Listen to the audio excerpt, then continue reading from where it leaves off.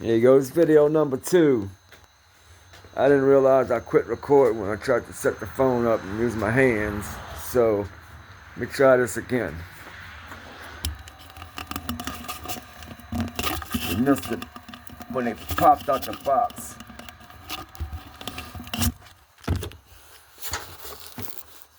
Trying to set up my phone holder.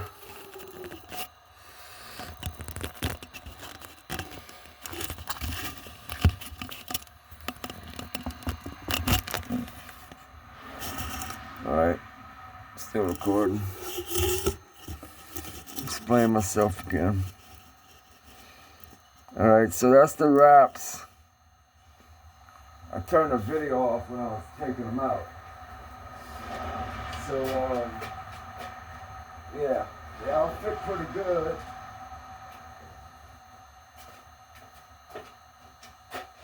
Here's 13 by 9. A little bit, they can expect. Got a little bit of bearing edge on each side. Got a little bit, about a 2-inch overlap. I can make that less if I want. I'll put the lugs right over that, make it fall out with that seams. You'll just see the little seam right between the lugs.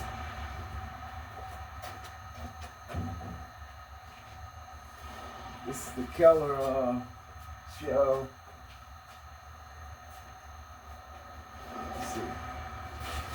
I couldn't make up my mind whether to use the old Ludwig or the Keller. I figured maybe it'll come down to if the old Ludwig actually fits good and stays flat, which feels like it would be fine.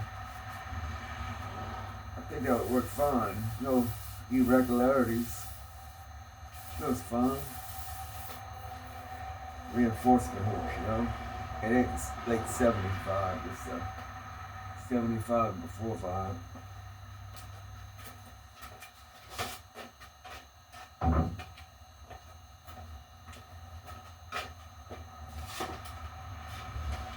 This is the Keller shell.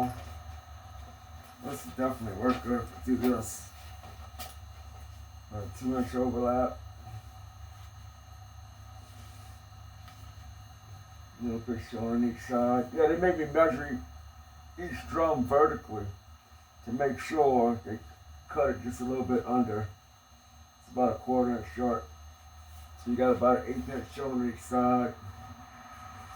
Now if you cut it yourself, you decide to get a 24 by 54 sheet and cut your pieces out yourself, you can make this come right to the edge. Doesn't really matter. That's how the real custom drums would probably be.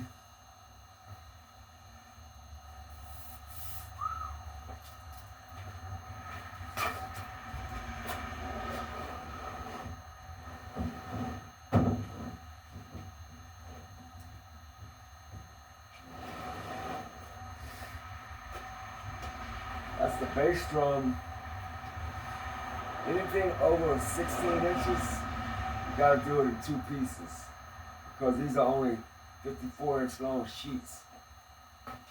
So the bass drum's gonna have to have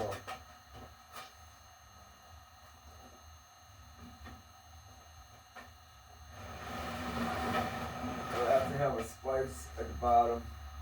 Looks like it's gonna fall out right on the legs. That's a spur right here. Spur right here. Yeah, it's gonna fall out where it's overlap right underneath the legs, which is fine.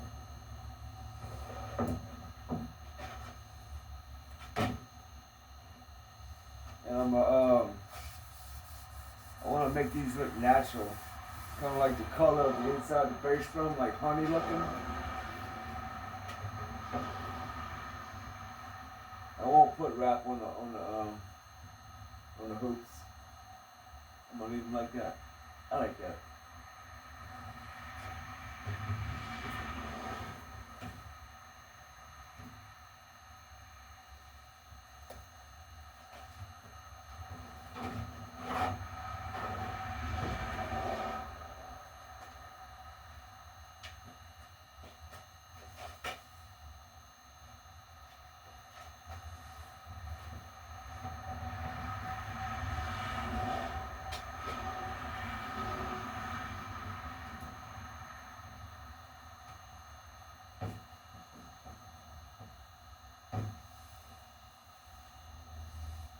trying to make it look bigger.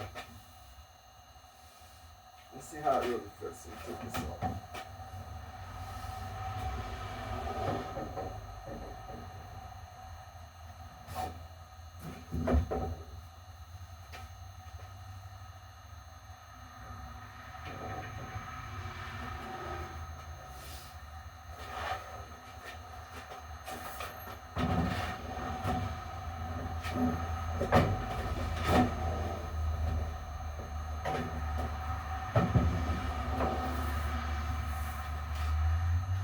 About a quarter inch short, so we're going to 8 the inch inside.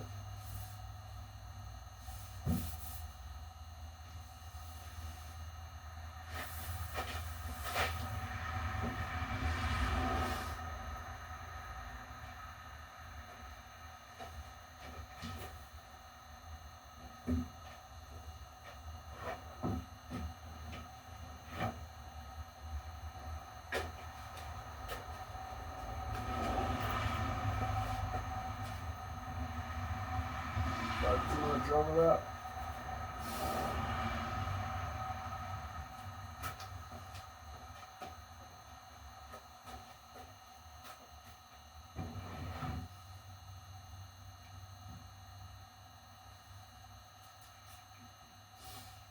I still gotta finish my bearing edges. Right now they're just flat. I'm gonna double 45 them. Like put a little small 45 on the outside.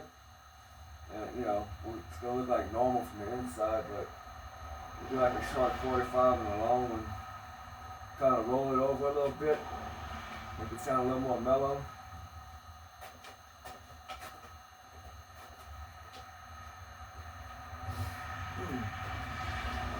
I don't know if yeah, let me see. I got the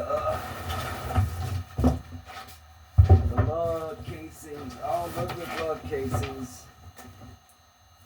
I'll have big classics on the bass drum.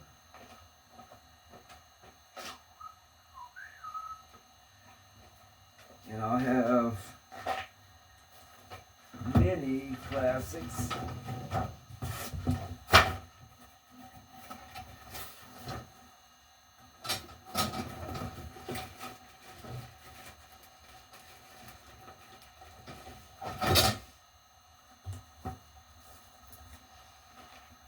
Mini versus it's the old standard. What they did is up to around the 70s, a 12-inch and smaller drum had a mini, and 13 and bigger had a classic big one. And they kind of mixed and matched them. I think in the 90s, like all toms had these minis. The floor tom I got must have been from the 90s, probably a Ludwig Super Classic Maple. Had small lugs on it. So I'm going to end up with small lugs on my toms, big ones on the bass drum. Something like that. All this old Ludwig stuff's got really good chrome. I just want to polish up like brand new. I'm certain of that.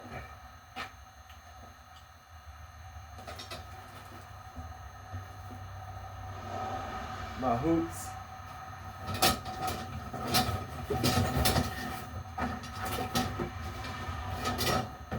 The ones from the 12s, look like they were replacement, maybe Gibraltar's, you know, they're brand new looking.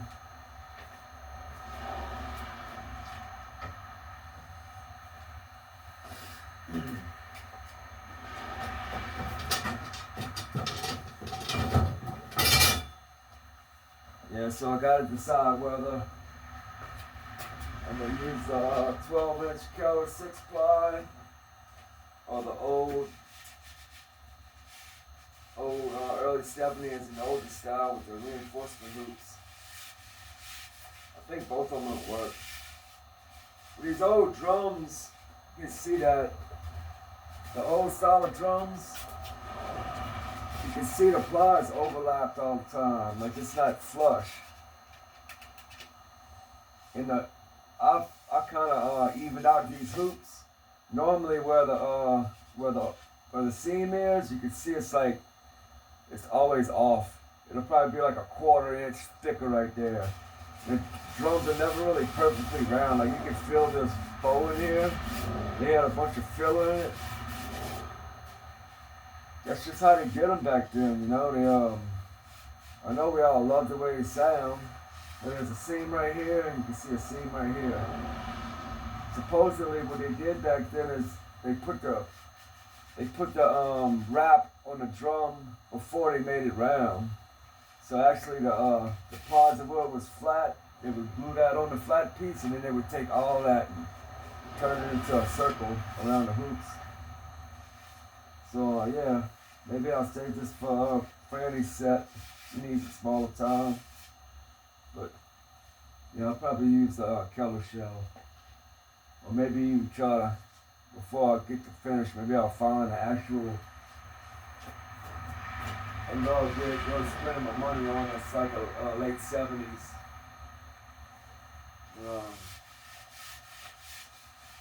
Yeah.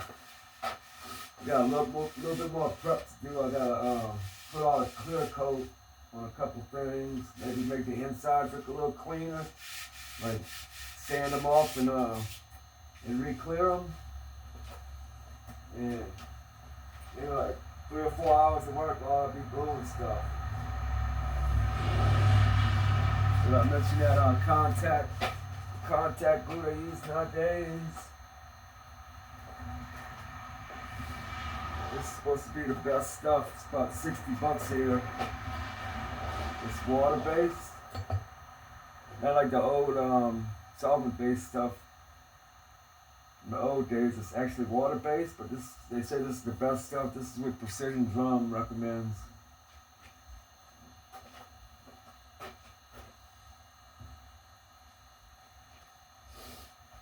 Yeah, can't wait to see it. Little 4-piece maple hoops.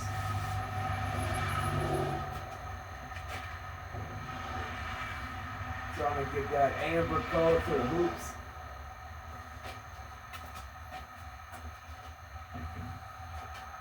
I gotta finish my bearing edges too. Get all my bearing edges queued up nice. And start the gluing.